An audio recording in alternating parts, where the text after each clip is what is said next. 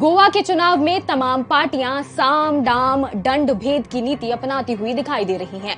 राजनीति के इस दंगल में आम आदमी पार्टी ने बड़ा दांव खेला है। पार्टी ने ऐलान किया है कि अगर वो गोवा की सत्ता पर काबिज होती है तो सीएम भंडारी समुदाय यानी ओबीसी और डिप्टी सीएम कैथोलिक समुदाय से होगा।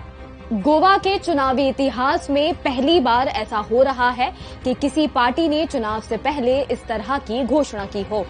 लेकिन साल 1961 में गोवा के लिबरेशन से लेकर अभी तक सिर्फ एक बार भंडारी कम्युनिटी से सीएम रहा है। आखिर गोवा में जातिवाद जरूरी कैसे हो गया? आम आदमी पार्टी ने ये घोषणा क्यों की? इसे जानने से पहले हमें गोवा का जातीय समीकरण समझना होगा। साल 2011 में हुई जनगणना के मुताबिक गोवा में सबसे ज्यादा हिंदू 66% हैं, क्रिश्चियन 25% और मुस्लिम 8.33% हैं। बाकी सिख, जैन और बुद्धिस्ट हैं। इसके अलावा हिंदुओं की जो 66% पॉपुलेशन है उसमें करीब 20 से 22% पॉपुलेशन भंडारी कम्युनिटी की है। पार्टी के इस ऐलान के पीछे सबसे बड़ी वजह यह है कि आपने अपने सर्वे के जरिए एक दावा किया है कि अगर हर सीट पर उन्हें भंडारी और क्रिश्चियन कम्युनिटी के वोट मिलते हैं तो उनका कैंडिडेट जीत सकता है। गोवा में मौजूदा सक्रिय पार्टियों की बात की जाए तो बीजेपी सीएम प्रमोद सावंत के चेहरे पर चुनाव लड़ने जा रही है, जो मराठा कम्युनिटी से आते हैं। गोवा में भंडारी के बाद मराठाओं की दूसरी बड़ी आबादी है।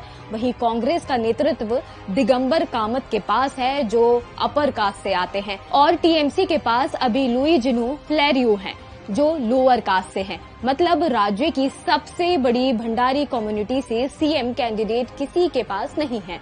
आम आदमी पार्टी इस मौके का पूरा फायदा उठाना चाहती है। इस पूरे समीकरण पर जर्नलिस्ट किशोर नायक गावंकर के मुताबिक पुर्तगाली शासन में अपर कास्ट के लोग प्रशासन में थे और उन्होंने अपनी जमीन जायदाद सुरक्षित रखी, जबकि लोअर कास्ट पर अत्याचार हुआ और वहीं से लोअर कास्ट और अपर कास्ट की राजनीति शुरू हो गई। इतिहास के पन्नों को खंगाला जाए तो कांग्रेस ने 1980 में बड़ी जद्दोजहद से अपनी सरकार बनाई, लेकिन साल 2000 में बीजेपी ने कांग्रेस को सत्ता से हटा दिया क्योंकि मनोहर पर्रिकर भंडारी कम्युनिटी को अपने साथ जोड़ने में कामयाब हुए। लेकिन ये सरकार सिर्फ 5 साल तक चली और 2005 में फिर से गिर गई, जिसके बाद 2012 में बीजेपी ने दोबारा वापसी की और अभी तक सरकार में बनी हुई है। इस पूरे समीकरण पर आप नेता अमित पालेकर का कहना है कि गोवा में भंडारी कम्युनिटी को कभी रिप्रेजेंटेशन नहीं मिला।